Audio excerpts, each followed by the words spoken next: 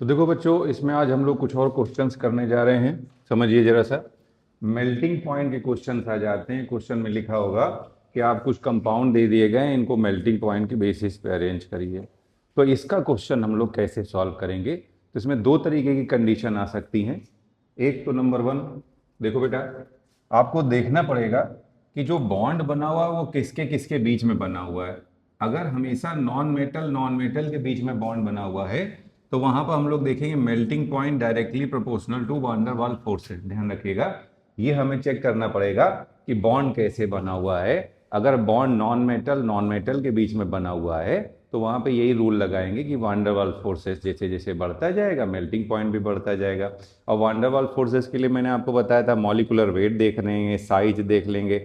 जैसे जैसे साइज बढ़ता जाएगा या मॉलिक्यूलर वेट बढ़ता जाएगा, वान डेर वाल्स फोर्सेस भी बढ़ते जाएंगे। समझ में आया आपके? तो यहाँ पर देखिए, और दूसरा, अगर बोल रहे हैं बॉन्ड बना हुआ है मेटल और नॉन मेटल के बीच में, तो वहां पे आप देख सकते हैं melting point directly proportional to the lattice energy. Lattice energy जितनी ज्यादा होगी मेल्टिंग पॉइंट भी उतना ही ज्यादा होगा। Lattice energy directly proportional to charge, inversely proportional to size. Lattice क्या होता है बेटा? ये देखिए,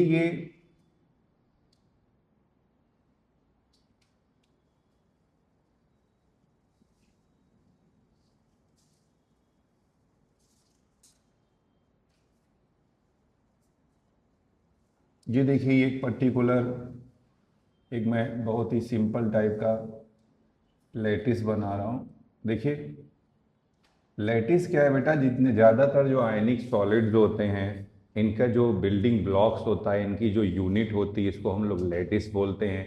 और लैटिस एनर्जी इस तरीके से, कई तरीके के इसमें लैटिस होते हैं बट ये एक सिंपल मैंने आपको बताया है। तो इसके जो ये लैटिस बनता है ना, तो जब लैटिस बनता है तो एनर्जी रिलीज होती है। जब एनर्जी रिलीज होती है उसको हम लोग लैटिस एनर्जी बोलते हैं। और जब लैटिस हम लोग ब्रेक करते हैं तो एनर्जी लगानी पड़ती है। जो एनर्जी लगेगी उसको भी लैटिस बोलते हैं। तो लैटिस एनर्जी का ये डेफिनेशन होती है, मैं आपको आगे निकालना सिखाऊंगा। मैं पीरियोडिक प्रॉपर्टी के लास्ट में आपको बॉर्न हेबर साइकिल से लैटिस एनर्जी कैसे निकाली जाती है उसके बारे में बताऊंगा। बट यहाँ हमें हल्का सा ये टर्म आ गया है तो मैं आपको बता रहा हूँ लैटिस क्या होता है। जो आपके आयनिक सॉलिड्स होते हैं ये कई सारी छोटी छोटी यूनिट के बने होते हैं। जैसे आप जानते हैं हमारी बॉडी कई सारी सेल्स की बनी होती है, वैसे सॉलिड भी कई सारी छोटी छोटी यूनिट का बना हुआ होता है। ये जो छोटी छोटी यूनिट होती है इनको हम लोग लैटिस बोलते हैं। अब बोल रहे हैं बेटा लैटिस, याद रखिएगा डेफिनेशन है, एक मोल लैटिस को उसके कंस्टिट्यूट आयन से बनाने में जितनी एनर्जी जब बनेगा ना, जब एक मोल लैटिस बनेगा उसके कंस्टिट्यूट आयन से, तो जो एनर्जी रिलीज होगी उसे बोलेंगे लैटिस एनर्जी। क्या बोलेंगे? Lattice energy. या फिर जब एक मोल लैटिस ब्रेक किया जाएगा, देखो जितनी निकली है, ध्यान से समझिए, ये रूल होता है। अगर कोई कंपाउंड बन रहा है, उसमें एनर्जी रिलीज हो रही है, तो बनते समय जितनी रिलीज हुई है अगर वही एनर्जी आप उसे वापस दे देंगे तो वो टूट जाएगा। समझ में आया?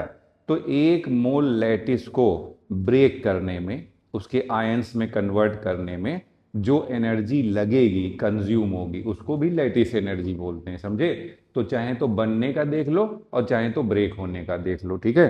तो मैंने आपको बता दिया होता क्या है लैटिस और लैटिस एनर्जी। दो बस रूल आप ध्यान दीजिए मेल्टिंग पॉइंट के लिए। और वैसे दूसरा ध्यान रखिएगा, ऑर्गेनिक की अगर बात करें तो वहां पे देखते हैं पैकिंग। पैकिंग जितनी अच्छी होती है, पैकिंग क्या होती है? वो भी लैटिस ही बनता है। तो पैकिंग जितनी अच्छी होती है मेल्टिंग पॉइंट भी उतना ही अच्छा होता है, ध्यान रखिएगा। बट ये थोड़े क्रिटिकल क्वेश्चंस होते हैं, ये पी ब्लॉक के कुछ अलग टाइप के क्वेश्चन है जिसमें हम लोग फंस सकते हैं, उसको मैं सॉल्व करवा रहा हूँ। समझे? तो देखिए ये सुनिए ध्यान से। तो अगर ऐसा आ जाता है तो दो आप सिस्टम, मैंने इसमें दो रूल बता दिए हैं, या तो नॉन मेटल के बीच में बॉन्ड होगा या तो मेटल नॉन मेटल के बीच में बॉन्ड होगा। समझे? नॉन मेटल तो क्या देखोगे? वांडरवाल फोर्सेस देखोगे। और अगर मेटल नॉन मेटल है तो वहां पर क्या देखोगे आप? वहां पे लैटिस एनर्जी देखोगे। समझे? जैसे जैसे लैटिस एनर्जी बढ़ती जाएगी मेल्टिंग पॉइंट बढ़ता जाएगा। यहाँ पे जैसे जैसे वांडरवाल फोर्सेस बढ़ते जाएंगे मेल्टिंग पॉइंट भी बढ़ता जाएगा। ठीक है? तो अब आइए यहाँ पे, तो ऑर्डर ऑफ लैटिस एनर्जी, यहाँ ये क्वेश्चन पूछा जा रहा है, इसे लैटिस एनर्जी के बेसिस पे अरेंज करिए। ठीक है? अब यहाँ पे हम लोग देखेंगे वांडरवाल फोर्सेस। बेटा मैंने आपको बताया है van der Waals forces directly proportional to size. जैसे जैसे साइज बढ़ता जाएगा वांडरवाल फोर्सेस बढ़ते जाएंगे, मॉलिक्यूलर वेट बढ़ता जाएगा। तो भी वंडर वाल फोर्सेस बढ़ते जाएंगे। अब आप इसको अरेंज करो, बताओ इसमें सबसे ज्यादा, बताइए आप अपने दिमाग से, किसकी लैटिस एनर्जी सबसे ज्यादा होनी चाहिए, बोलो। बेटा देखो इसमें ना आयोडीन का साइज सबसे ज्यादा है, क्योंकि आप जानते हैं फ्लोरीन, क्लोरीन, ब्रोमीन, आयोडीन एक ही ग्रुप में ऊपर से नीचे जाने पे साइज बढ़ता जाता है। साइज बढ़ेगा तो वांडर वाल फोर्स बढ़ेगा, वांडर वाल फोर्स बढ़ेगा तो यहाँ पर मेल्टिंग पॉइंट भी बढ़ता जाएगा, तो ये मेल्टिंग पॉइंट का ऑर्डर आ जाएगा। ये देखिए, अब दूसरा क्वेश्चन क्या आप करना चाहेंगे, देखो बेटा मैंने क्या कहा, लेटिस एनर्जी देखेंगे यहाँ पर, लेटिस एनर्जी के लिए चार्ज और साइज देखेंगे, मतलब चार्ज होना चाहिए ज्यादा और साइज होना चाहिए कम। तो अगर हम चार्ज की बात करें तो यहाँ सभी में एल्यूमिनियम के ऊपर +3 का ही चार्ज आ रहा है, ये देखिए, और यहाँ पे +3 है, और यहाँ पे देखिए एनायन कितने हैं, 3 एनायन है, तो इनका -3 लिख लीजिए। सभी एनायन की बात करें तो इन सब पे माइनस, तो चार्ज जो कॉमन फैक्टर है वो हमें देखने की जरूरत ही नहीं होती, वो मत देखिए। अब दूसरा क्या देखेंगे हम लोग, साइज देखते हैं यहाँ पे। तो साइज के लिए अगर आप देखो बेटा, साइज कैसा होना चाहिए, कम होना चाहिए, साइज जितना कम होगा उसमें लैटिस एनर्जी उतनी ही ज्यादा होगी। तो यहाँ देखो बेटा, ये फ्लोरीन है, क्लोरीन है, ब्रोमीन है और आयोडीन है। सबसे छोटा साइज किसका दिख रहा है आपको, फ्लोरीन का। जितना ज्यादा छोटा साइज होगा लैटिस एनर्जी उतनी ही ज्यादा होगी, तो इसका ये आंसर आ जाएगा, लैटिस एनर्जी का ऑर्डर आ जाएगा। आई बस में, तो ये भी क्वेश्चन अगर आ जाता है तो आप लोग सॉल्व करेंगे। अब हम लोग दूसरी हेडिंग पढ़ने जा रहे हैं, आयनिक बॉन्ड। आयनिक बॉन्ड पढ़ेंगे और and ionic compound.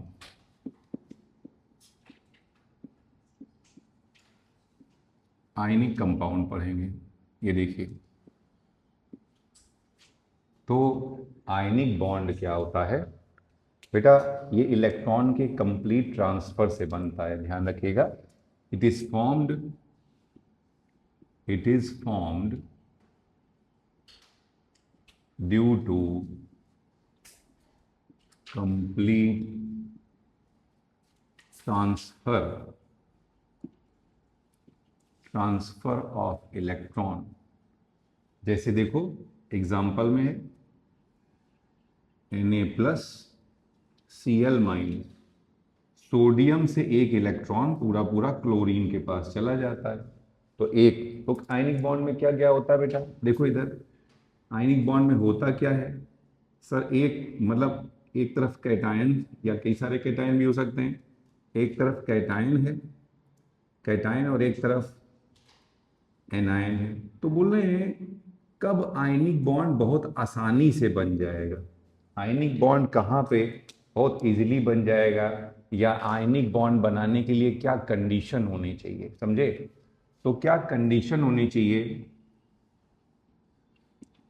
Condition for formation of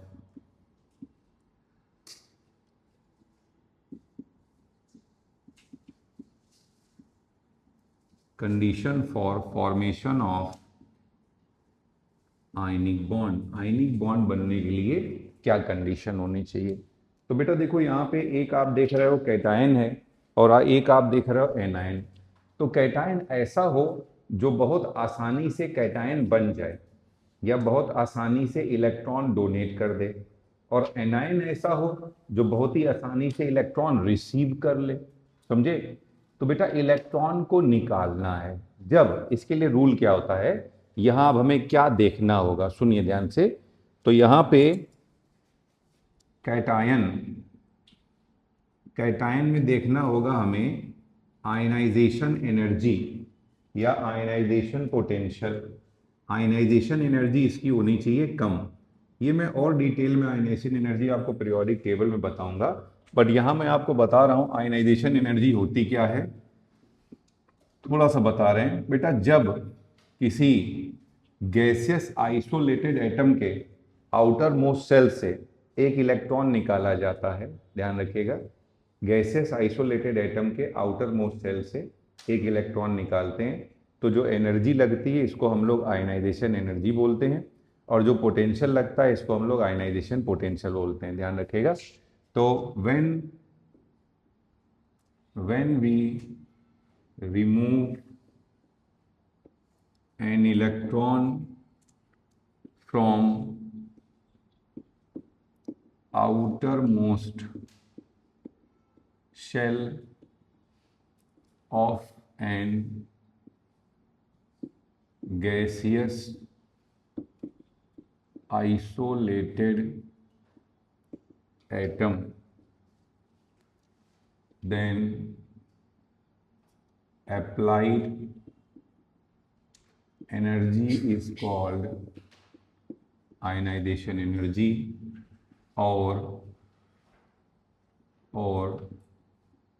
potential is called ionization potential. ध्यान रखिएगा। अब इसमें आयनाइजेशन एनर्जी में और मैं थोड़ा बता रहा हूं आपको बेटा, जैसे जैसे साइज बढ़ेगा तो आयनाइजेशन एनर्जी जो है घटती जाएगी। देखिए बेटा, देखो ये देखिए, ये कोई एटम का न्यूक्लियस है और ये इसका वैलेंस शेल है, ये एटम का न्यूक्लियस है और ये इसका वैलेंस शेल है। बेटा देखो, ये पास में है तो न्यूक्लियस का अट्रैक्शन फोर्स ज़्यादा लगेगा, ये दूर में है तो न्यूक्लियस का अट्रैक्शन फोर्स कम लगेगा। समझे? तो बोल रहे हैं अगर साइज ज़्यादा होगा तो आयनाइजेशन एनर्जी क्या होगी? कम होगी। ध्यान रखिएगा, ठीक। अब बेटा सारी बात सारी तरफ एक चीज है, मतलब सारी बातें एक तरफ रख दीजिए। सबसे इंपॉर्टेंट मालूम क्या होता है? सबसे ज्यादा इंपॉर्टेंट फायदा। भाई आप पढ़ रहे हैं ना, हम लोग तैयारी कर रहे हैं, इतना कष्ट उठा रहे हैं, परेशान हो रहे हैं, बस इसलिए परेशान हो रहे हैं कि अगर सेलेक्ट हो जाएंगे तो हमारा फ्यूचर सेफ रहेगा, अच्छे से हम लोग जीवन बिताएंगे, है ना। तो यही समस्या है कि सारी बातें एक तरफ है मगर फायदा हमारा एक तरफ है। तो अब हम बताइए, हम और आप लोग किस चीज़ के बने हुए हैं? एटम के बने हुए हैं, है ना। तो जैसे हम लोग अपना फायदा देखते हैं तो एटम भी क्या देखेगा? फायदा देखेगा। तो भैया देखो, सुनो ध्यान से, अगर एटम को फायदा हो रहा है तो भी वो इलेक्ट्रॉन बहुत आसानी से रिलीज कर देगा, समझे। और उस समय उसकी आयनाइजेशन एनर्जी बहुत कम होगी।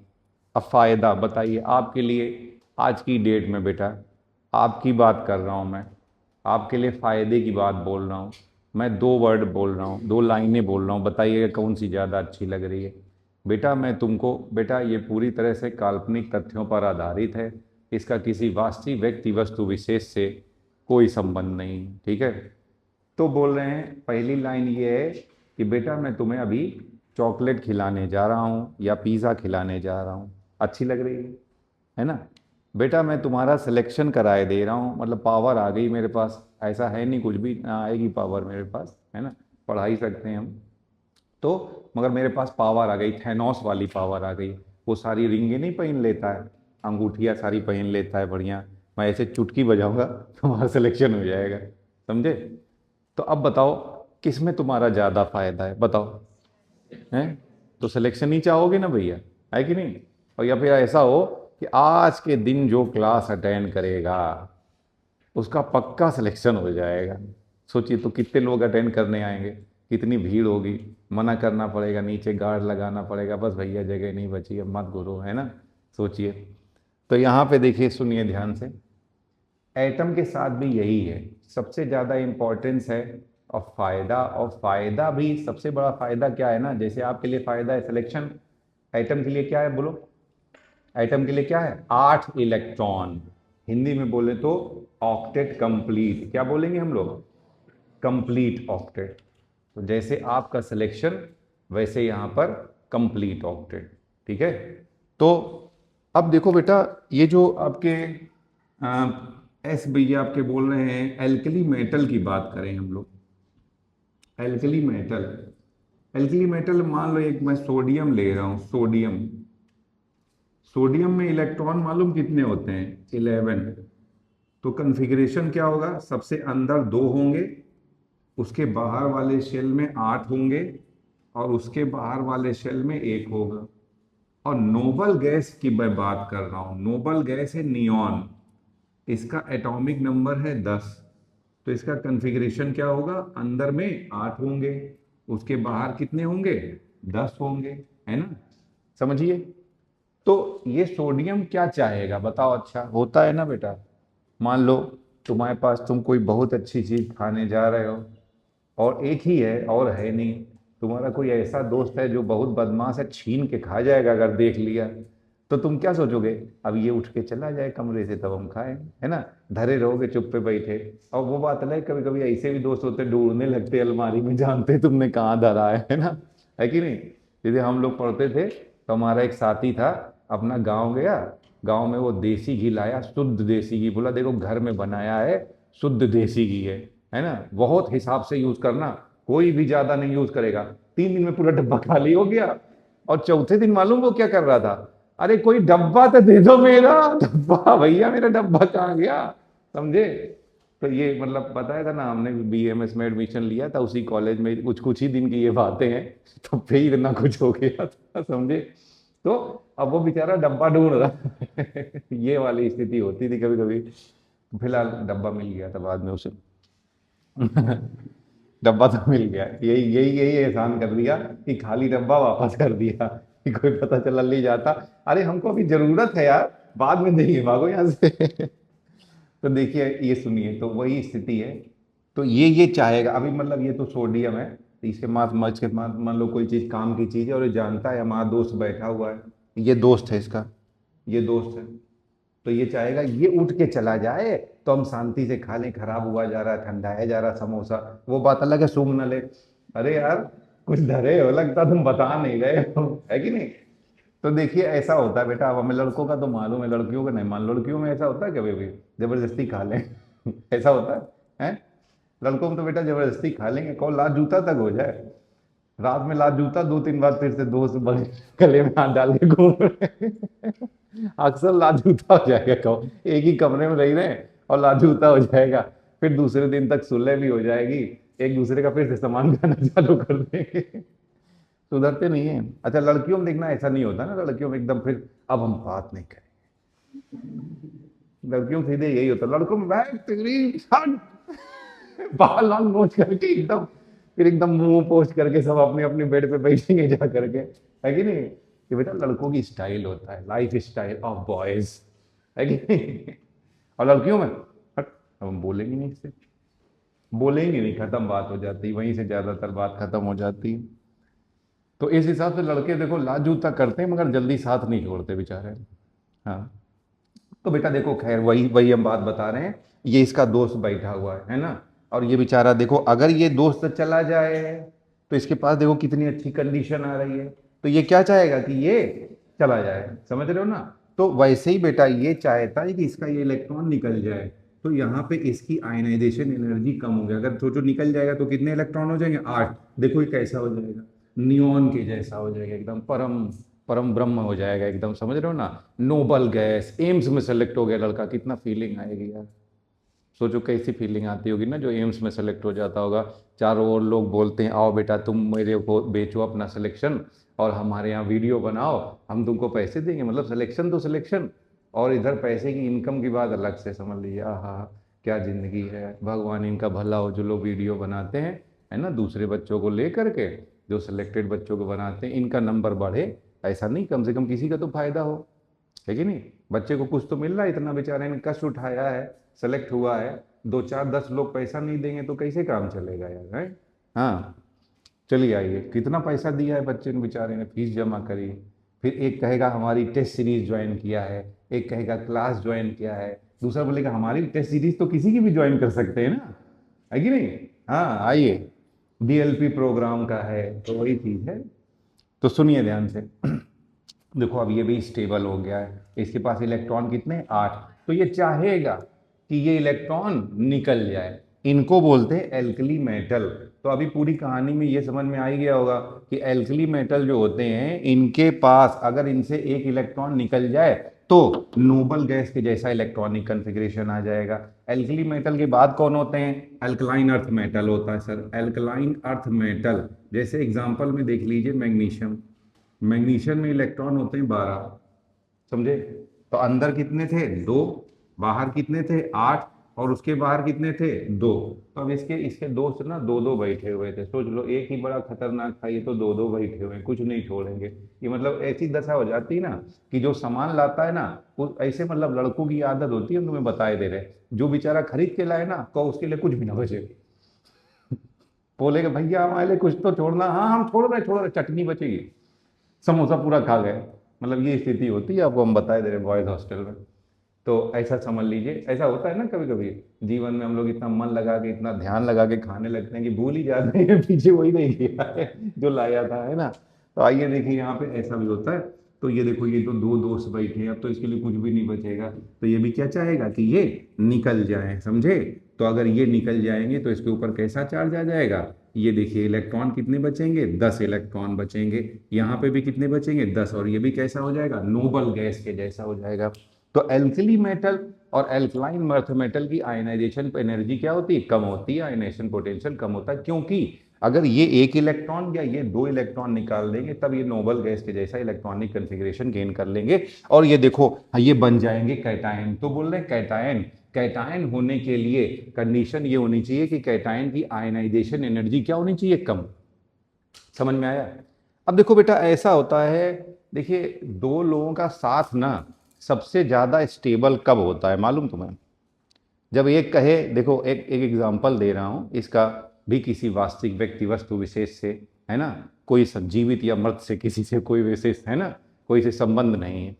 तो ये कह रहे हैं कि भाई मान लो एक ने कहा कि आज दाल में नमक ज्यादा है, तो दूसरा तुरंत बोले कि हम कल से और अच्छी बनाएंगे। देखिए कंडीशन वन, केस वन। और एक ने कहा दाल में नमक ज्यादा है, तो दूसरा बोले कल से आप बना लेना, कंडीशन टू। आप ही बताइए, दोनों लोगों का जो एसोसिएशन है, साथ है, वो कब तक, किस केस में ज्यादा दिन तक बना रहेगा, पहले वाले केस में कि दूसरे वाले केस में।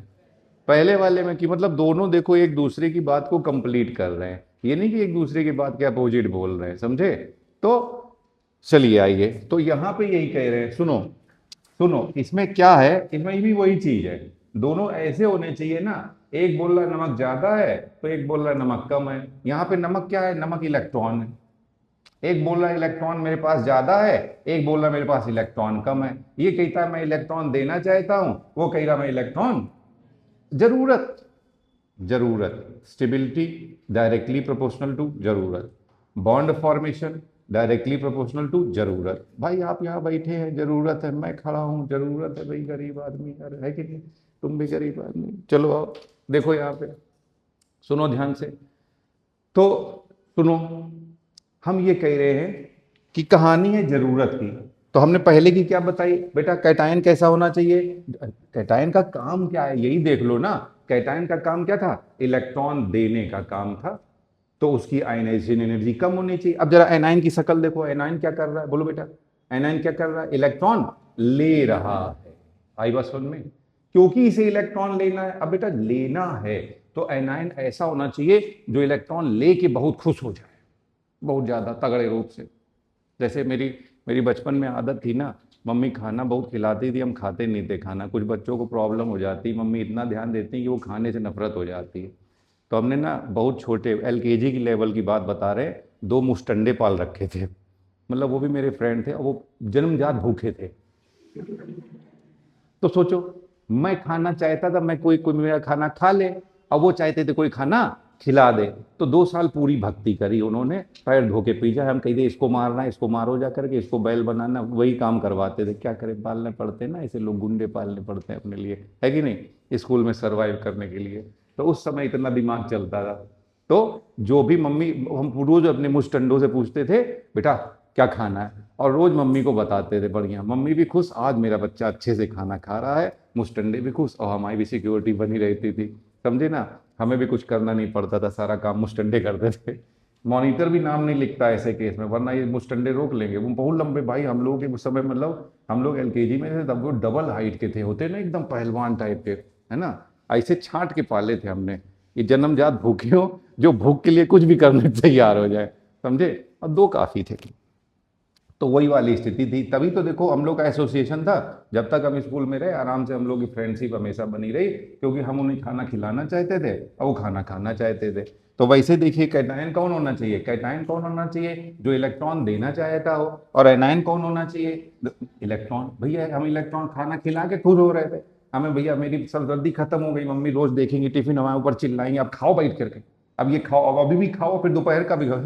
आदमी है यार, क्या समझ रखा तुमने, टैंकर वैंकर समझ रखा, हमको ड्रम व्रम समझ रखा है। चलिए आइए सुनिए ध्यान से, तो ऐसी स्थिति हो जाती है यहाँ पे। तो ये देखो बेटा ये एनायन है।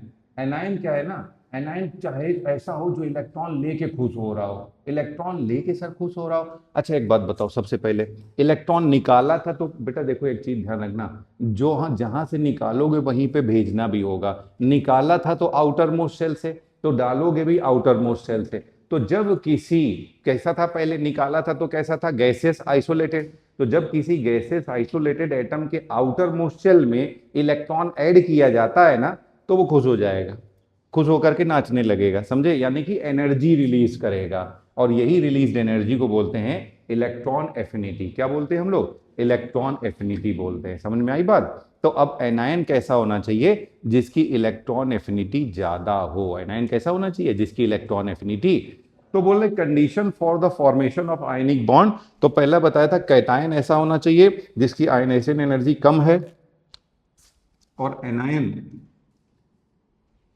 एनायन ऐसा होना चाहिए जिसकी इलेक्ट्रॉन एफिनिटी, बेटा ये इलेक्ट्रॉन एफिनिटी लिखा हुआ है,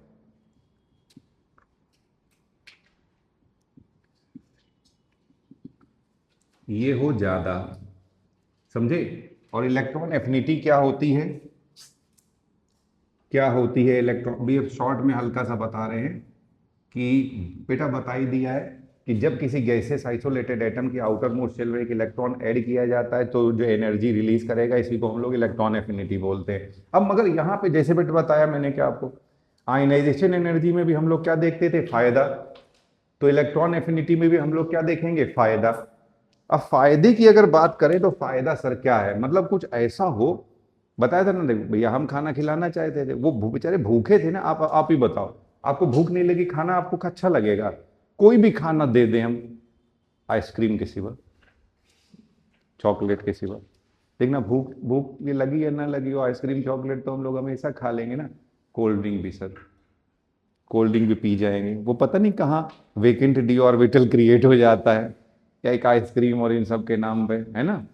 वो एक अलग है बेटा, एक्सेप्शनल केस है, खाने की बात कर रहे हैं। अगर आपको भूख नहीं लगी है तो खाना नहीं खा सकते हो ना, भूख ही नहीं, एकदम पेट भरा लग रहा है, बहुत पेट भरा है भाई, गले तक खा लिया है हमने, होता है ना। कभी ऐसा करे हो जीवन में कि तुम्हें लगा खूब खा लिया, गले तक पूरा पेट यहाँ तक भरा महसूस हो रहा है, ऐसा हुआ जीवन में, है ना। अब उसके बाद कहे, ऐसा होता है ना, कभी कभी पार्टी आर्टी में गए, शुरुआत में जो मिला गंदा संदा जो मिला खा लिया तुमने, पता चला आगे नहीं मिला, फिर आगे देखा स्टॉल में, अरे भाई ये तो वही चीज है जो मुझे बहुत पसंद है, ऐसा हुआ ना जीवन में। फिर क्या होता है, ज्यादा खा थोड़ी नहीं पाते हो, भले ले लो तुम प्लेट में, फिर देखते हो इधर उधर, कोई देख तो नहीं रहा, हट हटाइए, मेरे ऊपर लाइबिलिटी हो गई, बोझ हो गई है प्लेट मेरे ऊपर, ऐसा हुआ है ना जीवन में कभी, है। चलो आप समझो जरा सा, इसलिए जब जाते हो तो पहले सारी स्टॉल को चेक कर लो, हाँ, कि कैसा तो नहीं कि आगे वाले स्टॉल में तुम्हारा पसंदीदा चीज रखा हुआ है, इसलिए वहीं से शुरू करना चाहिए, समझे। ऐसा नहीं कि शुरू में गए सीधे प्लेट उठाई, लोग प्लेट उठा रहे थे, हमने भी प्लेट उठाई और उठा के भर लिया जो मिला वो खा भी लिया, फिर उसके बाद पछतावा, अरे यार कितनी अच्छी अच्छी चीजें थी आगे, है कि नहीं। तो आइए देखिए यहां पर, तो बेटा इलेक्ट्रॉन एफिनिटी बताया क्या है कि भैया इलेक्ट्रॉन एफिनिटी उसकी ज्यादा होनी चाहिए, और इलेक्ट्रॉन एफिनिटी ज्यादा कब होगी, कब ज्यादा खुश होगा, अरे जब उसका कुछ फायदा हो रहा होगा। सबसे ज्यादा मालूम फायदा किसका होता है, एक बात बताइए, मैं कह रहा हूं एक नंबर, एक नंबर का इंपॉर्टेंस किस बच्चे के लिए, मान लीजिए नीट में, मैं नीट की बात कर रहा हूं, एक नंबर का इंपॉर्टेंस कौन से बच्चे के लिए सबसे ज्यादा होगा मालूम है, जिसका कट ऑफ एक नंबर से ही रुक रहा हो, समझे, उसको पक्का स्क्रूटिनी करानी चाहिए, चेक करना चाहिए कि कहीं कोई उसका सही क्वेश्चन गलत हो गया हो, समझ रहे हो ना, तो उसको उस फायदा मिल जाएगा।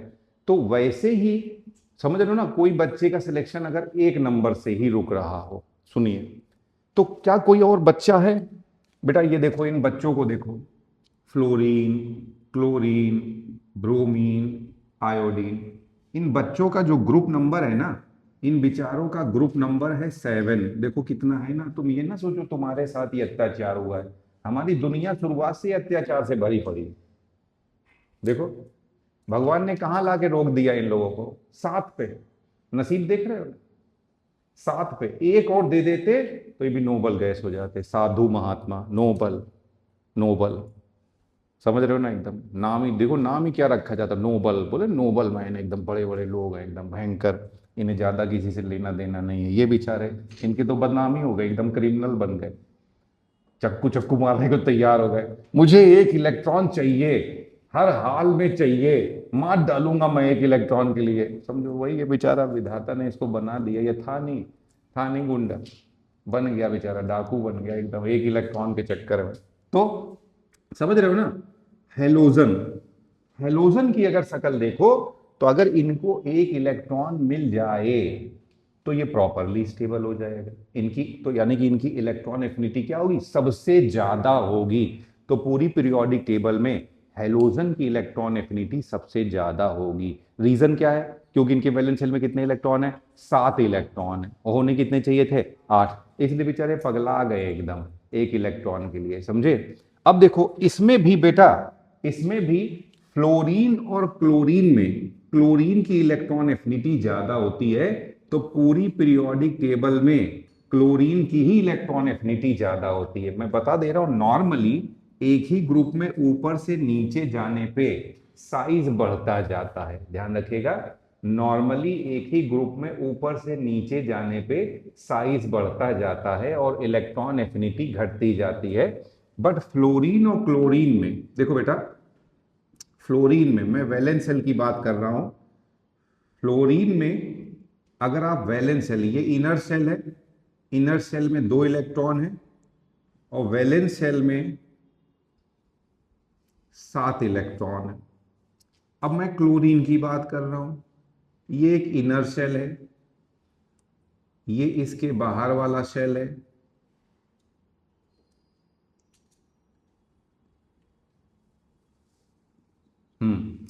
और ये उसके भी बाहर वाला शेल है। देखो बेटा, यहां पे इलेक्ट्रॉन को आना है, ये लीजिए, यहां पर इलेक्ट्रॉन को आना है। आई बात समझ? तो सोचो, यहां जब अलग से नया इलेक्ट्रॉन ऐड किया जाएगा, ऑलरेडी यहां पे बेटा क्या है बताइए, इलेक्ट्रॉन, तो इसमें क्या लगेगा? रिपल्शन लगेगा। बेटा सोचो, ये कोई इंसान है, ये इसका कमरा है या इसका ये घर है, इसमें 7 लोग हैं। ये इसका घर है, इसमें 7 लोग हैं। एक एग्जाम्पल के लिए मान लीजिए आपका, देखिए फिर से, इसका किसी वास्तविक व्यक्ति वस्तु विशेष से कोई संबंध नहीं। हमारा कोई फ्रेंड है, उसके घर में 2 रूम है, समझे? ये 2 बेडरूम है। एक बेडरूम उसके फादर में पेरेंट्स यूज कर रहे हैं, और दूसरा बेडरूम वो यूज कर रहा है, समझ रहे हैं? और उसके घर में 4 मेहमान आ जाते हैं, तो 4 मेहमान तो वही 2 ही बेडरूम में एडजस्ट होंगे ना भैया, एडजस्ट किया जाएगा। तो ये पहली कंडीशन। अब हमारा दूसरा फ्रेंड है, उसके घर में 10 रूम है, जिसमें से एक रूम में पेरेंट्स भी रह रहे हैं, दूसरे रूम में वो रह रहा है। 8 रूम खाली है और 4 मेहमान आते हैं।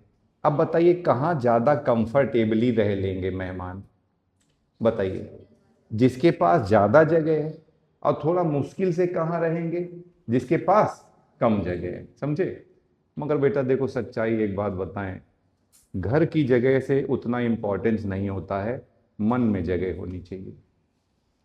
मतलब वो एक ह्यूमन बिहेवियर है। अगर मन में जगह है ना, तो हो सकता है 2 कमरे वाले के यहाँ भी ज़्यादा अच्छे से रह ले, और अगर मन में जगह ही नहीं ना, तो हो सकता है 10 कमरे वाले के यहाँ भी अच्छे से ना रह पाए। बट वो एक अलग है, इमोशनल बात हो जाती है, हम लोग प्रैक्टिकल बात कर रहे हैं।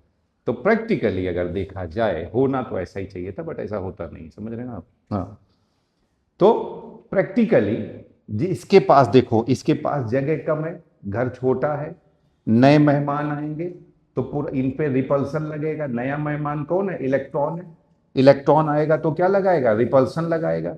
यहां पे देखो घर बड़ा है, यहां पे भी रिपल्सन लगेगा मगर कम रिपल्सन लगेगा, समझे। इसी कारण से इसकी इलेक्ट्रॉन एफिनिटी ज्यादा होती है और इसकी इलेक्ट्रॉन एफिनिटी कम होती। तो अभी अभी पता चल गया कि हैलोजन की इलेक्ट्रॉन एफिनिटी सबसे ज्यादा होती है और हैलोजन में भी क्लोरीन की इलेक्ट्रॉन एफिनिटी सबसे ज्यादा होगी, फ्लोरीन और क्लोरीन है। और उसके बाद ध्यान रखिएगा ग्रुप में ऊपर से नीचे जाने पे इलेक्ट्रॉन एफिनिटी रिड्यूस होती जाती है। आई बात सुनने। तो वापस इस पे आ जाइए, ionic bond.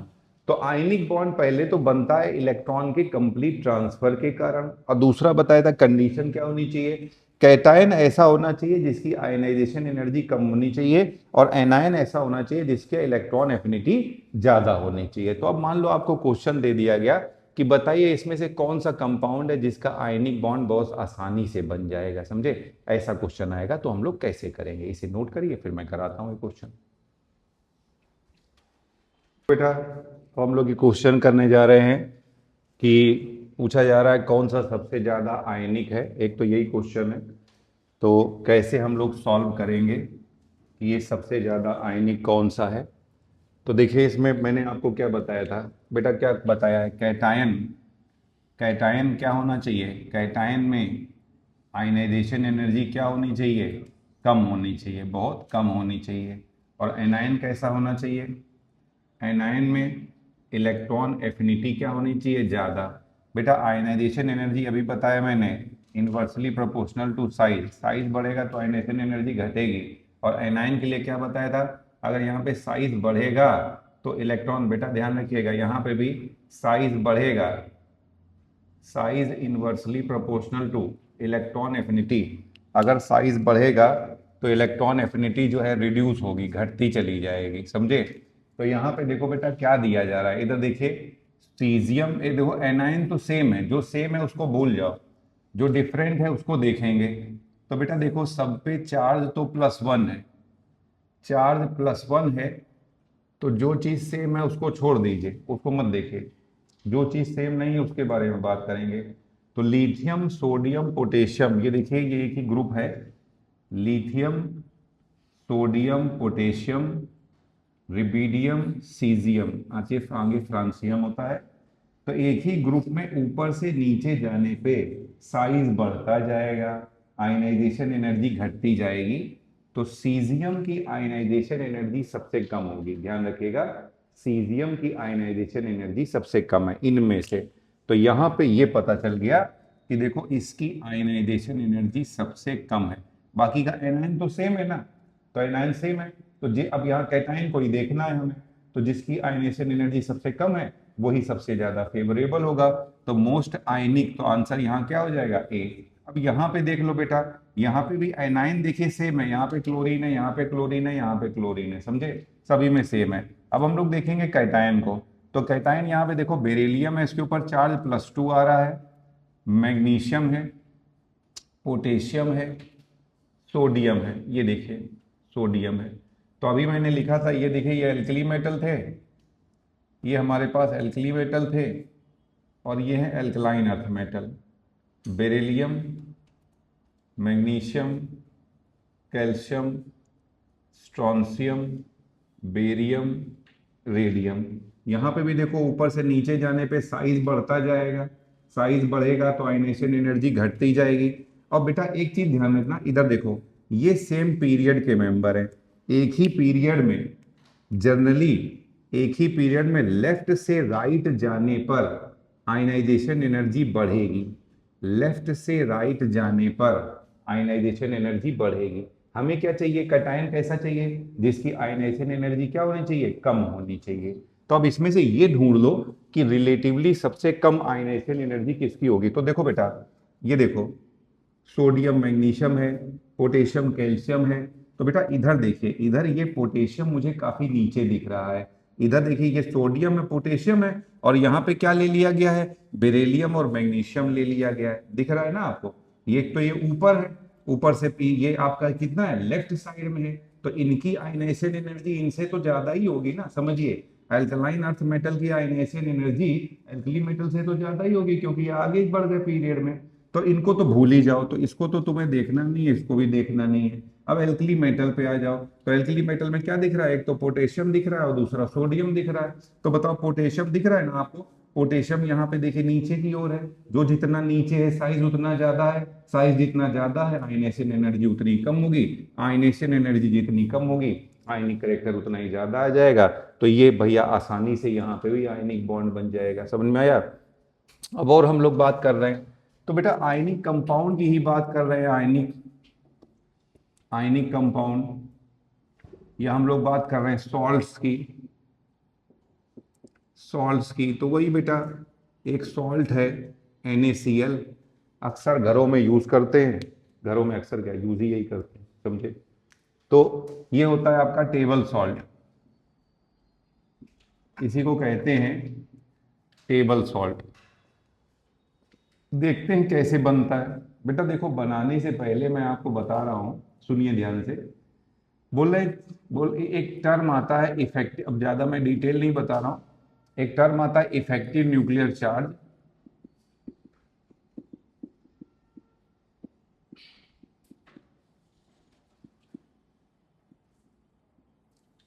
Effective nuclear charge directly proportional to the number of proton, inversely proportional to the number of electron. Proton का नंबर बढ़ेगा और इलेक्ट्रॉन का नंबर घटेगा, तो इफेक्टिव न्यूक्लियर चार्ज बढ़ेगा, और इफेक्टिव न्यूक्लियर चार्ज अगर बढ़ेगा तो साइज घटेगा। ध्यान से देखो बेटा, मैं कुछ समझाने जा रहा हूं आपको, सुनिए। एक रूल है, अगर इफेक्टिव न्यूक्लियर चार्ज बढ़ेगा तो साइज घटेगा, समझिए। प्रोटॉन का नंबर ज्यादा है, इलेक्ट्रॉन का नंबर कम है, प्लस चार्ज ज्यादा है माइनस चार्ज कम है। बेटा देखो इधर देखो, एक बात बताइए, ये सोडियम है, सोडियम का एटॉमिक नंबर कितना है 11। इधर देखिए अनन्या जी, इधर देखिए, हाँ बोल रहे हैं इसका एटॉमिक नंबर है 11, तो इसके पास इलेक्ट्रॉन कितने हो जाएंगे 11, प्रोटॉन भी कितने हो जाएंगे, देखिए प्रोटॉन है इसके पास 11 और इलेक्ट्रॉन भी कितने हैं 11। तो ये देखिए इसका तो 1 के आसपास आ गया, दिख रहा है। मगर मान लो इससे हमने इलेक्ट्रॉन निकाल लिया, एक इलेक्ट्रॉन निकाल लिया, इलेक्ट्रॉन निकाला है, प्रोटॉन तो नहीं निकाला है। तो अभी भी प्रोटॉन कितने हैं यहाँ पे 11, मगर इलेक्ट्रॉन कितने हैं यहाँ पे 10। अब बोलो बेटा किसका इफेक्टिव न्यूक्लियर चार्ज ज्यादा है, न्यूट्रल एटम का या कैटायन का। अरे ये ज्यादा है कि ये ज्यादा है, ये न्यूट्रल था, ये कैटायन था, तो किसका इफेक्टिव न्यूक्लियर चार्ज ज्यादा है, कैटायन का। और अभी बताया अगर इफेक्टिव न्यूक्लियर चार्ज ज्यादा होगा तो साइज क्या होगा, कम होगा। तो एक चीज तो पता चलता है कि कैटायन का साइज कम होगा, समझे। अब एनायन चेक करते हैं, देखो बेटा एनायन, ये कोई क्लोरीन है, क्लोरीन का एटॉमिक नंबर है 17, तो 17 प्रोटॉन और 17 इलेक्ट्रॉन। ये देखिए इसका बना दिया Cl माइनस क्लोराइड, एक इलेक्ट्रॉन आ गया ना, तो 17 प्रोटॉन और इलेक्ट्रॉन कितने हो गए इसके पास 18। बताओ इफेक्टिव न्यूक्लियर चार्ज घट गया कि बढ़ गया, घट गया। और इफेक्टिव न्यूक्लियर चार्ज घटेगा तो साइज क्या होगा बेटा, साइज क्या होगा बढ़ेगा। तो ध्यान रखिएगा, तो इसलिए एनायन का याद रखेंगे, अब हमने आपको समझा दिया है, इस चीज को याद रखिएगा कि कैटायन का इफेक्ट, ये कैटायन में इफेक्टिव न्यूक्लियर चार्ज बढ़ जाता है तो साइज उसका घट जाता है, और एनायन में इफेक्टिव न्यूक्लियर चार्ज घट जाता है तो साइज जो है बढ़ जाता है। इसलिए उसका अगर न्यूट्रल एटम ले लिया जाए और आपका कैटायन ले लिया जाए, तो बेटा ध्यान रखिएगा कैटायन, कैटायन का साइज जो है घटता है न्यूट्रल एटम के रेस्पेक्ट में, और एनायन, एनायन का साइज जो है बढ़ता है। तो अगर एक कैटायन और एनायन की बात करी जाए तो कैटायन छोटा होगा और एनायन कैसा होगा, बड़ा होगा। तो हमने लिया है यहाँ NaCl, Na प्लस और Cl माइनस, जिसमें से Na है कैटायन और Cl माइनस है एनायन। तो Na छोटा होगा साइज में और Cl माइनस बड़ा होगा। इसी का स्ट्रक्चर बना रहे हैं कि ये कैसा होता है, कैसा अरेंजमेंट होता है इनका। तो देखिए यहाँ पर ये सोडियम है,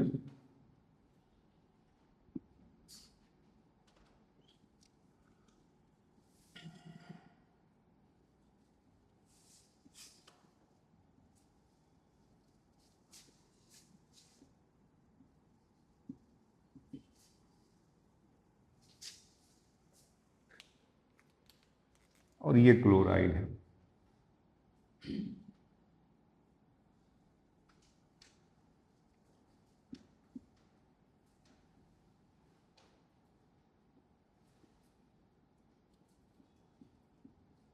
ये लीजिए, फिर से यहाँ पे सोडियम है,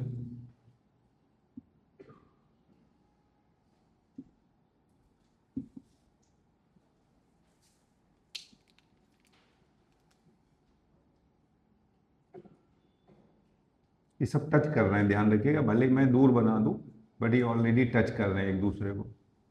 मैं थोड़ा साफ रहे इसलिए थोड़ा सा दूर कर देता हूँ कहीं कहीं पे। ये देखिए, ये कुछ इस तरीके से अरेंजमेंट होता है। फिर नीचे वाली लेयर बनेगी, यहाँ सोडियम आएगा,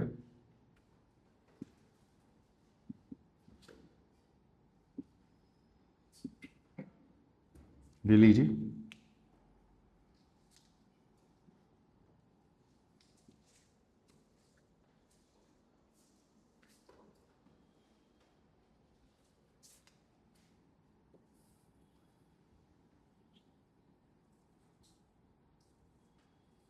ये लीजिए इस तरह से। एक तो देखिए, अब इस कैनाइन को देखिए, इस क्लोराइड को देखिए। तो सुनो बेटा, इधर देखो, इस लेयर को देखो, इस लेयर में देख रहे हो अल्टरनेट है, कैटायन एनायन कैटायन एनायन, और सब लेयर अल्टरनेट है। ऊपर वाली लेयर और नीचे वाली लेयर को देखो, फिर ऊपर वाली लेयर और तीसरी लेयर को देखो, है ना। तो ये एक दूसरे के अल्टरनेट हैं, दिख रहा है ना आपको। वैसी ही इसके सामने एक लेयर बनी होगी और ऐसी ही इसके पीछे एक लेयर बनी होगी। मतलब समझो, ये देखो यहाँ सोडियम के नीचे क्लोराइड आ रहा है, तो पक्का यहाँ ऊपर भी क्लोराइड आ रहा होगा। यहाँ क्लोराइड के नीचे सोडियम आ रहा है, ऊपर सोडियम आ रहा है, ये सोडियम आ रहा है, ये सोडियम आ रहा है। एक जो अगली लेयर बनेगी ना इसके ऊपर, तो यहाँ ऊपर सोडियम होगा और एक सोडियम पीछे होगा। ऐसे ही इस आप सोडियम को देखो, एक क्लोरीन, दो क्लोरीन, तीन क्लोरीन, चार क्लोरीन, चार क्लोराइड तो ये है, और एक क्लोराइड इसके ऊपर होगा और एक क्लोराइड इसके पीछे होगा। तो एक सोडियम, ये समझ में आया जो मैं बता रहा हूं, ठीक है। तो एक सोडियम कितने क्लोराइड को टच, बेटा याद रखिए, एक एटम जितने दूसरे एटम को टच कर रहा है यहाँ पे उसकी कोऑर्डिनेशन नंबर बोलेंगे, समझे। तो यहाँ पे एक सोडियम कितने क्लोराइड को टच कर रहा है, तो आंसर क्या हो जाएगा 6। और एक क्लोराइड कितने सोडियम को टच कर रहा है, तो वो भी आंसर क्या हो जाएगा 6। तो इस तरीके के स्ट्रक्चर को हम लोग 6:6 टाइप स्ट्रक्चर भी बोल सकते हैं, समझे। तो one sodium is attached with 6 chloride and 1 chloride is attached with 6 sodium। तो इसलिए इस स्ट्रक्चर को 6:6 type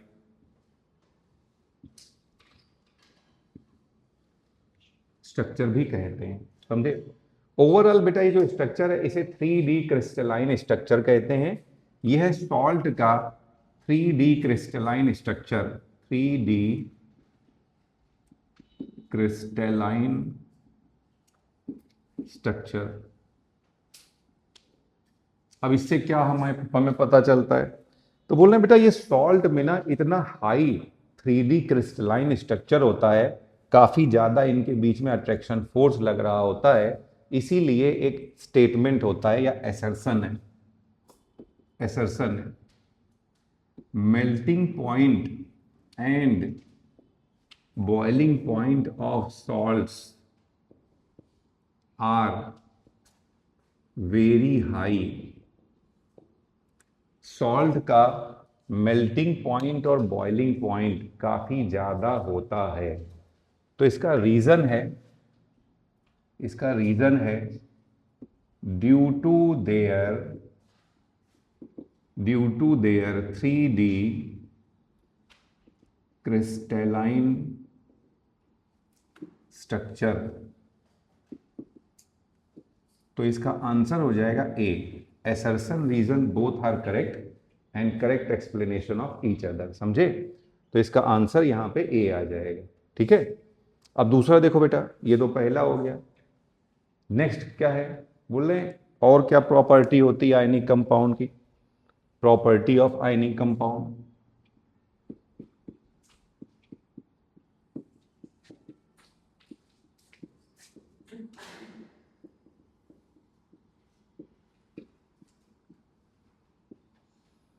properties of ionic compound.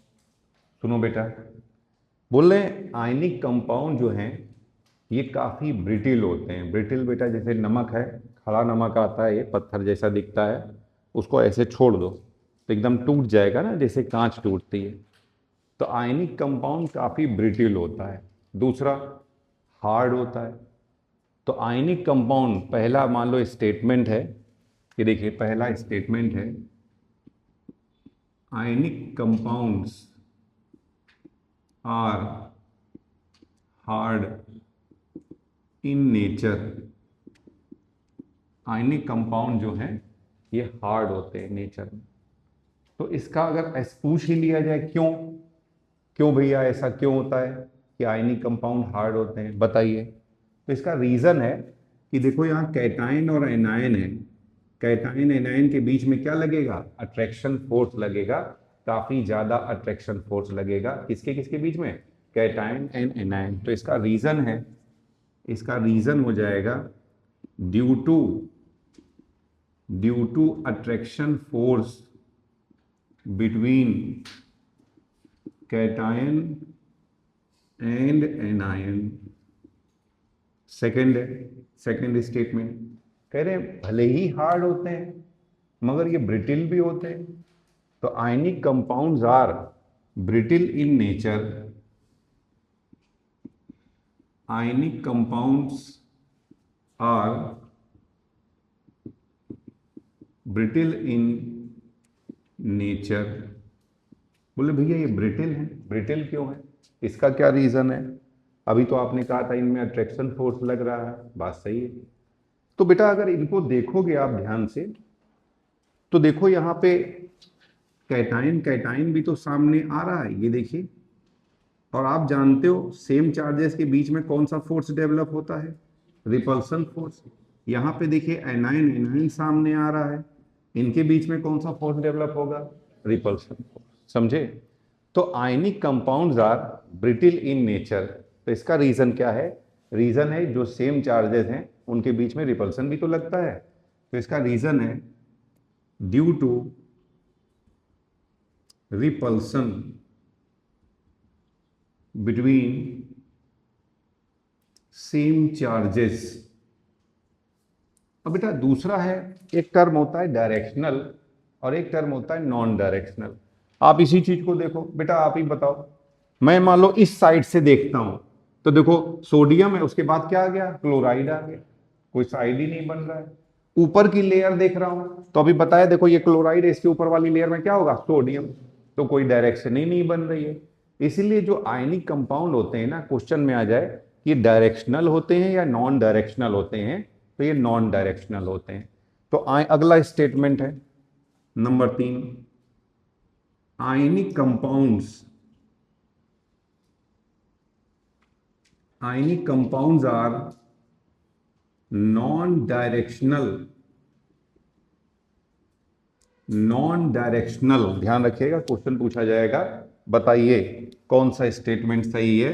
तो आयनिक कंपाउंड डायरेक्शनल है या नॉन डायरेक्शनल है, तो आयनिक कंपाउंड जो है ये नॉन डायरेक्शनल होते हैं, ध्यान रखिएगा, ठीक है।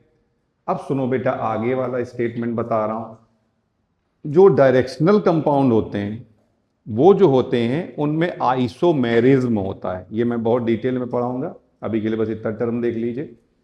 डायरेक्शनल कंपाउंड में आइसोमेरिज्म होता है, मगर ये कैसा है, नॉन डायरेक्शनल है। तो इसमें पाया जाएगा आइसोमॉर्फिज्म। क्या पाया जाएगा, तो याद रखिएगा आयनिक compound does not shows isomerism but ionic compound shows isomorphism. तो बोल रहे हैं भैया नेक्स्ट, और रीजन पूछा जाए आयनिक कंपाउंड में आइसोमेरिज्म क्यों नहीं होती है, क्योंकि बेटा आइसोमेरिज्म उनमें होती है जो डायरेक्शनल होते हैं और ये नॉन डायरेक्शनल होते हैं, समझे।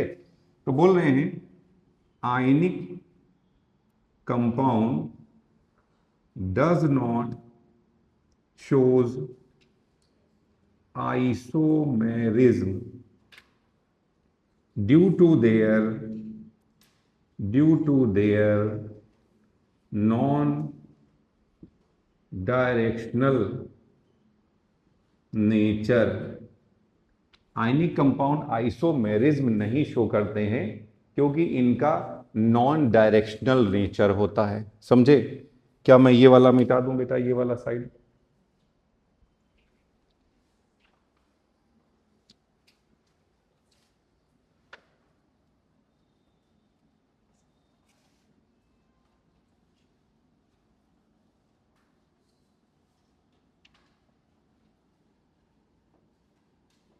देखिए, आयनिक कंपाउंड आइसोमेरिज्म नहीं शो करते हैं, आइसोमेरिज्म नहीं शो करते हैं क्योंकि इनका नॉन डायरेक्शनल नेचर होता है। समझे? मगर आयनिक कंपाउंड शो करते हैं आइसोमॉर्फिज्म। ध्यान रखिएगा, ionic compounds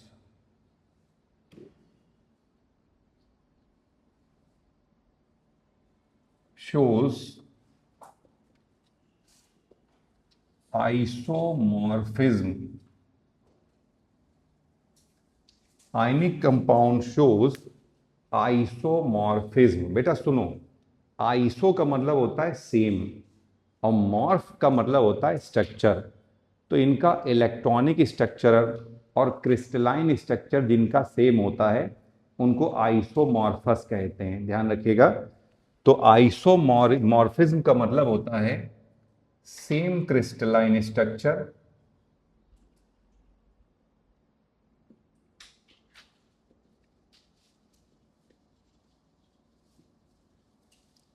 and same electronic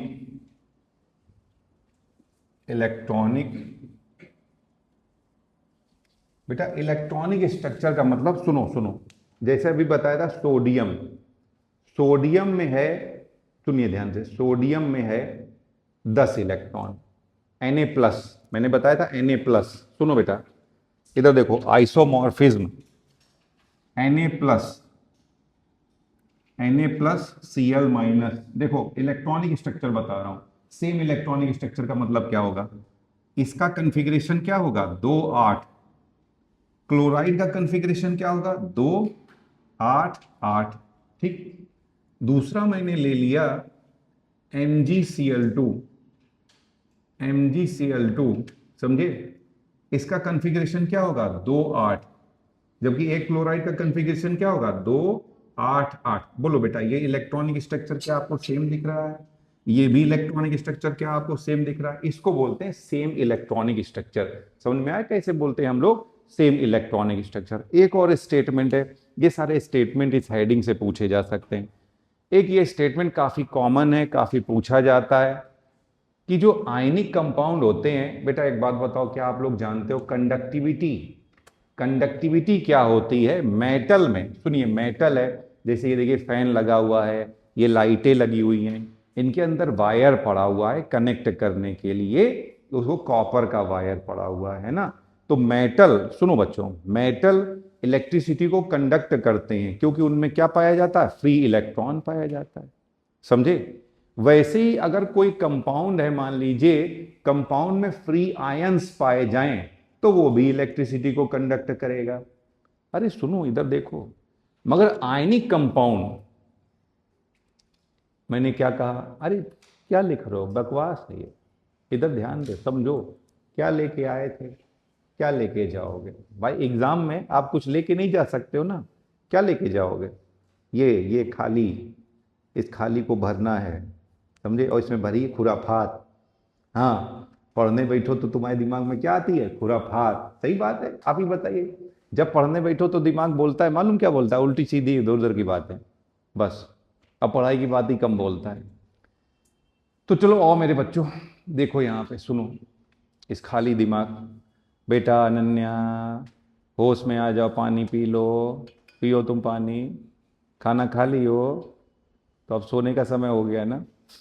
हाँ चलो ठीक है बेटा, सुनो ध्यान से, सब लोग देखो ध्यान से, घूरो घूरो, घूरती हुई नजरों से देखो, ऐसे घूरती हुई नजरों से ऐसे, है ना? चलिए, तो ये कह रहे हैं कि भैया अभी मैंने आपको बताया है, सुनिए ध्यान से, आयनिक कंपाउंड जो हैं इलेक्ट्रिसिटी को कंडक्ट अच्छे से नहीं करते हैं। तो आयनिक compound does not conduct electricity और हीट इन सॉलिड स्टेट, क्योंकि सॉलिड स्टेट में इनके आयन बंधे होते हैं, बाउंडेड होते हैं। किस तरह से? आयनिक बॉन्ड के द्वारा। समझे? तो ये स्टेटमेंट है कि क्या सॉलिड स्टेट में आयनिक कंपाउंड हीट या इलेक्ट्रिसिटी को कंडक्ट करेंगे? अभी बताया बेटा, यहां कंपाउंड तभी कंडक्ट करेगा जब इसके पास फ्री आयन्स हो। समझे? तो अगला स्टेटमेंट है, नेक्स्ट है statement number 6। Ionic compound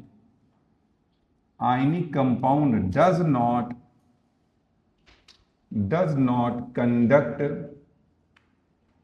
conduct heat or electric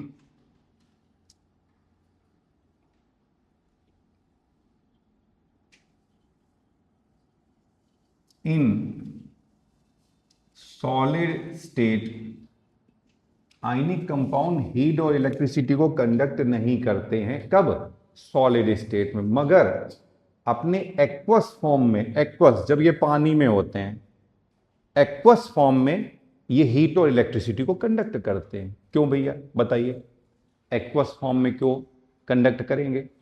क्योंकि इनके आयंस फ्री हो जाएंगे, और मॉल्टेन स्टेज अगर पिघला दिया जाए, मॉल्टेन स्टेज में भी ये हीट और इलेक्ट्रिसिटी को कंडक्ट करेंगे, क्योंकि कुछ हद तक आयन इनके फ्री हो जाएंगे। तो बोल रहे हैं बट दे कंडक्ट, या अगला स्टेटमेंट है बट आयनिक कंपाउंड, अब ये आईसी मतलब आयनिक कंपाउंड है, ionic compound conduct heat and electricity in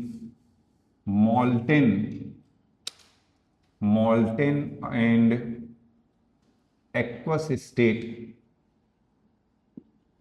तो यहां पे भी बड़ी एक समस्या आ गई हमारे सामने कि आप कह रहे हो कि पानी में मिलाएंगे तो आयन अलग अलग हो जाएंगे। बताओ, सुनो, अरे क्या फिर मैं कह रहा हूं बेकार है ये, कि काम नहीं आएगा। जो काम आना चाहिए वो समझ ही नहीं रहे हो। सुनो, कह रहे हो कि सर पानी में मिला के आयन अलग अलग हो जाएंगे। अब देखो ये कितनी बड़ी बात है, मालूम है? बहुत हाहाकार हो जाएगा, इंद्र का सिंहासन घूम जाएगा इधर उधर। सोचो, ये आपने क्या लिखा दिया, बताइए क्या इसमें गलत है? मालूम है आपको कितनी समस्या वाली बात है?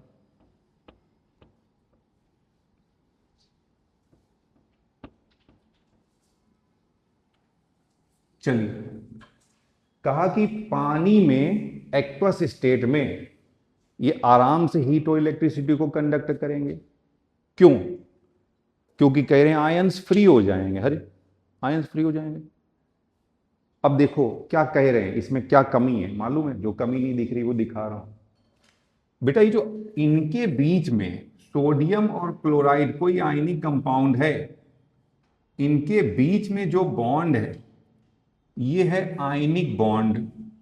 और बेटा बताया था आयनिक बॉन्ड जो है स्ट्रॉन्ग बॉन्ड की कैटेगरी का बॉन्ड होता है। याद आया आपको?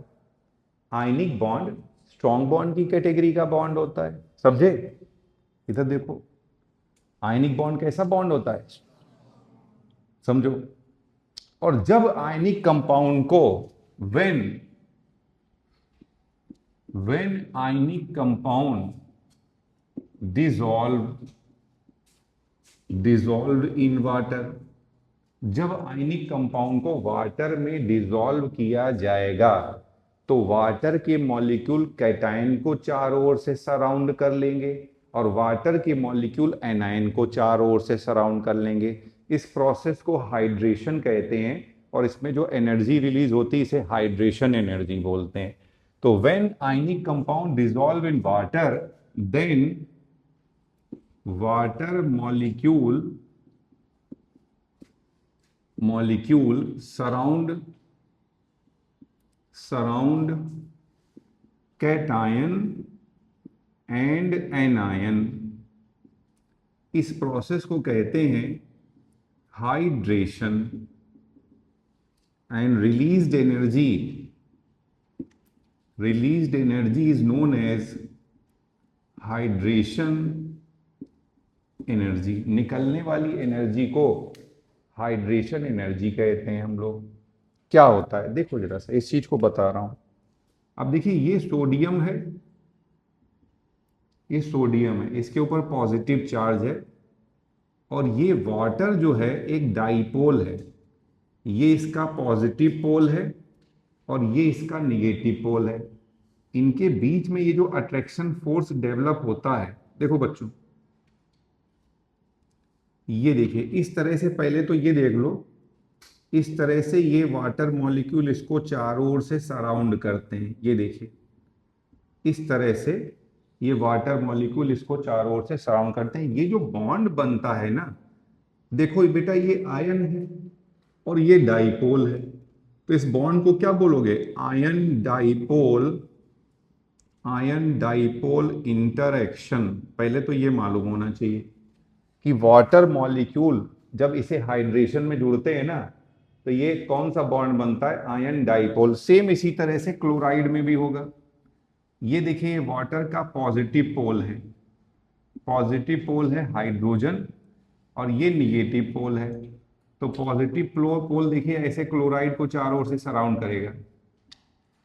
ये देखिए इस तरह से ये क्लोराइड का हाइड्रेशन होगा, ये क्लोराइड का हाइड्रेशन, हाइड्रेटेड क्लोराइड।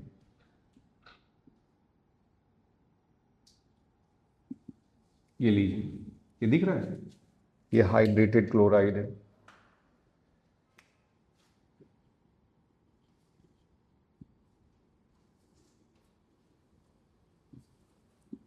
और ये है हाइड्रेटेड कैटायन।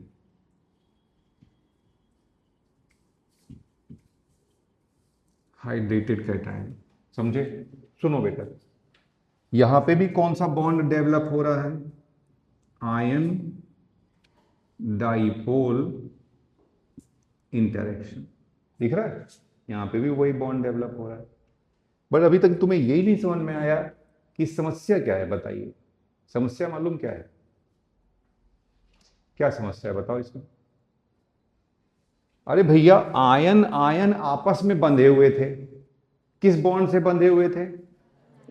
जो कि स्ट्रॉन्ग बॉन्ड की कैटेगरी का है। और आयन पानी के साथ कौन सा बॉन्ड बता रहा है? ये कौन सी कैटेगरी का मालूम है?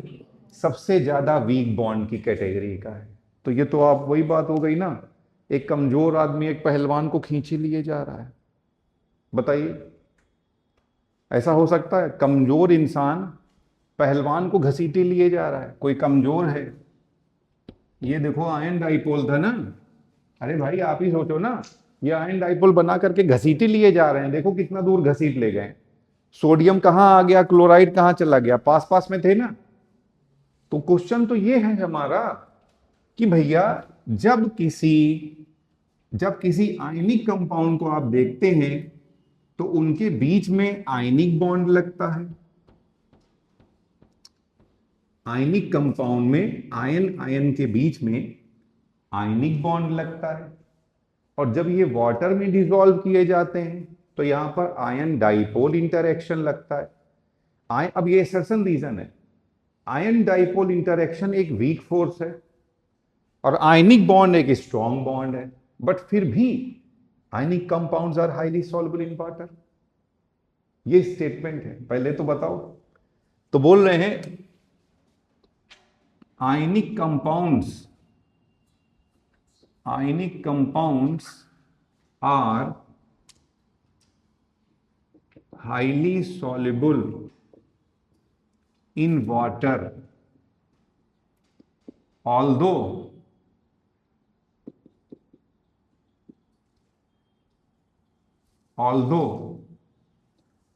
inorganic compound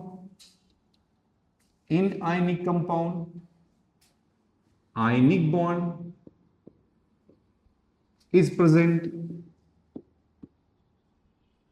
while between iron and water ion dipole interaction is present. बोल रहे हैं आयन और वाटर के बीच में जो कि वीक फोर्स है, कैसा फोर्स है? वीक फोर्स है। और ये कैसा फोर्स था?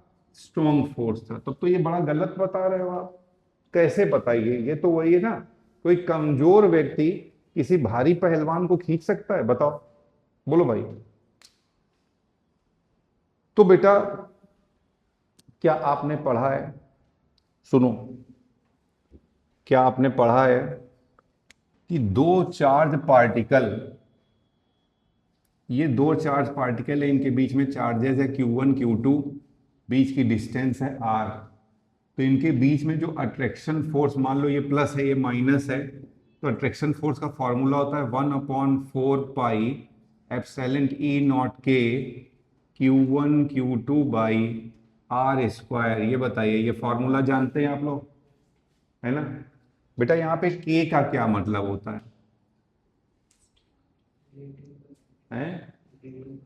और एप्सिलॉन टी नॉट का मतलब क्या होता है? इसमें से कोई डाइलेक्ट्रिक कांस्टेंट दिख रहा है बेटा? कि यही मैं पूछ रहा हूं उतनी देर से। हाँ, तो बेटा यहाँ के क्या है? डाइलेक्ट्रिक कांस्टेंट है। तो ये जो के है, के होता है डाई इलेक्ट्रिक कांस्टेंट, समझे? और जो डाई इलेक्ट्रिक कांस्टेंट होता है ना, ये एयर, एल्कोहल, वाटर। एयर का 1 होता है, एल्कोहल का 21 22 के आसपास होता है, इसका 80 81 के आसपास होता है। तो डाई इलेक्ट्रिक कांस्टेंट वाटर का काफी ज्यादा होता है। तो ये जो आयनिक बॉन्ड हैं, ये स्ट्रांग है ना एयर में, मगर जैसे पानी में डालोगे तो पानी का डाइलेक्ट्रिक कांस्टेंट में के कारण, सोचो ये इनवर्सली प्रोपोर्शनल है ना, 81 टाइम्स या 82 टाइम्स ये फोर्स वीक हो जाएगा। कुछ बुद्धि में आया मैं क्या बोल रहा हूं? इसीलिए कहते हैं कि जल में रह करके मगर से बैर नहीं लेना चाहिए। कहते हैं ना कि जमीन पे हाथी बहुत ताकतवर है, मगर पानी में मगरमच्छ, दिस इज टू मच, समझे? तो जल में रह करके मगर से बैर नहीं लेना चाहिए, नहीं तो अगर मगर हो जाएगा और मगरमच्छ खा जाएगा, समझे? तो ये देखो बेटा, ये बात सही है कि आयनिक बॉन्ड बहुत स्ट्रांग है, मगर जब पानी में डालोगे तो पानी का डाइलेक्ट्रिक कांस्टेंट ज्यादा होने के कारण वो जो आयनिक बॉन्ड स्ट्रांग था वो अब जाकर के वीक हो जाता है, और ये आराम से मगरमच्छ इसको घसीट ले जाता है। ये मगरमच्छ है देखो, घसीटे लिए जा रहा है ना, वो भी एक नहीं चार चार है। सोडियम क्या ही कर लेगा? तो ये चार ओर से मगरमच्छ, इधर भी मगरमच्छ आ गया, है ना? ये से घसीटे लिए जा रहे हैं, समझे? तो अब रीजन समझ में आया कि क्यों वाई आयनिक कंपाउंड्स आर, भले ही मैंने आपको क्या बताया, आयनिक बॉन्ड एक स्ट्रॉन्ग बॉन्ड है, ion dipole interaction week force है, फिर भी देखो है ना टाइम की बात, आज टाइम की बात है, ये घसीटे लिए जा रहे छोटे छोटे चिंदी चोर, ये लोग कुछ भी नहीं कर पा रहे हैं इनका। तो इसका रीजन है हाई। तो रीजन अगर पूछ ले इसका रीजन क्या है, तो इसका रीजन है हाई डाई इलेक्ट्रिक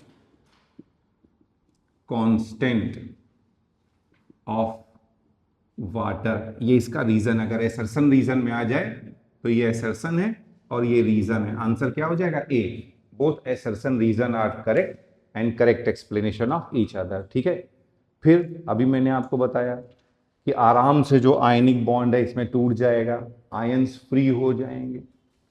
बेटा क्या आपको मालूम है रिएक्शन 3 कैटेगरी की होती है, एक बहुत ज़्यादा फास्ट होती है, और एक बहुत ज़्यादा स्लो होती है, और एक मॉडरेट होती है। जो आयनिक रिएक्शंस होती है ना, ये वाटर में बहुत ज़्यादा फास्ट होती हैं। अगला स्टेटमेंट है, अगला एसर्सन है, नेक्स्ट एसर्सन है, ionic reactions are very fast in water. ये लीजिए, ionic reactions are very fast in water. क्यों भैया, क्यों? रीजन है, अरे रिएक्ट करना है आयन को, पानी आयन को जुदा कर देता है एक दूसरे से, समझ रहे हो ना, जुदा हो गए एक दूसरे से, हम तुमसे जुदा हो करके डैश डैश डैश डैश, वही वाला गाना गाने लगे, समझे। तो ये जो पानी है ना, इन दोनों को अलग अलग कर देता है, यानी कि अब अवेलेबल हो जाते हैं आयंस, क्या काम करने के लिए, रिएक्शन करने के लिए, ध्यान रखिएगा। तो बोल रहे हैं यहां पर आयंस अवेलेबल होते हैं फॉर द, इजीली अवेलेबल हो जाते हैं फॉर द रिएक्शंस। तो ये बोल रहे हैं रीजन है in water ions are available for reaction, ये इसका रीजन है। तो ये कुछ बातें मैंने आपको आयनिक कंपाउंड के बारे में बताई, नोट करिए जरा सा इसको।